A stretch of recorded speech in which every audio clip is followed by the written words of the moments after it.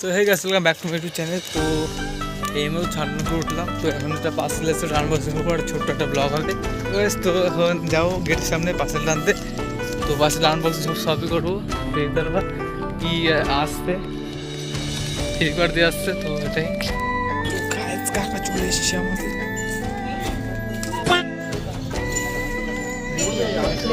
হ্যাঁ হ্যাঁ একশো না আমি দেবো ক্যাশ দেবো। তুই আমি ক্যাশ জিততে পারি। ফাইনালি গাইস আমরা চলে এসেছি পার্সেল। আমরা 3 জন গেছিলাম পার্সেল আনতে। তো এটা তো বাড়ি জানা বাড়ি কথা হচ্ছে 15 minutes later. তারপর তো মানে আনবক্সিং করার জন্য সব মানে সব কিছু সেট করে নিলাম। আনবক্সিং করবো এখন চলে এসছে। ক্যামেরা তো আমার সেই দিচ্ছে এখন। তো রিং লাইট লাগিয়ে দিয়েছি, এখন আনবক্সিং করবো। চলো তাহলে।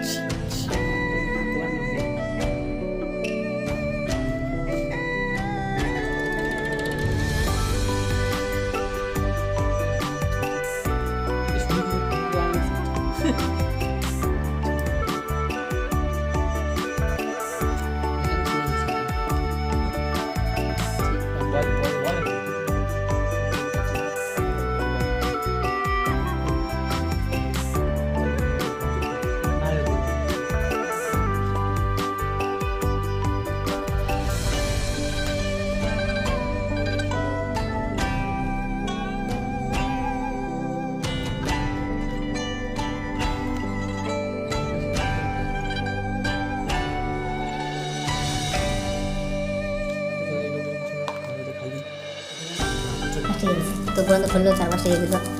4-5টা দুটো দিয়েছে। আরে যে বিল ওখান তো দেখ খাসি কত কিছু খেলো, কত বিল।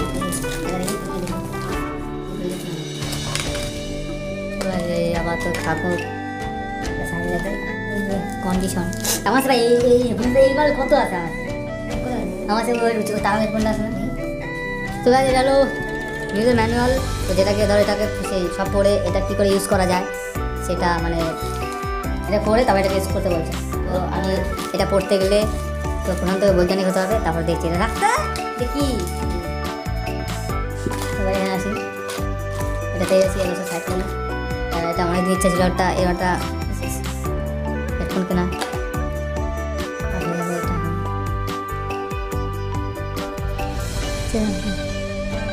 কি হবে খোলা দেখো না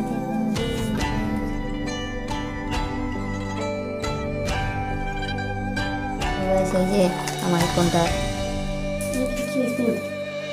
সাউনি আমার সাথে লাইট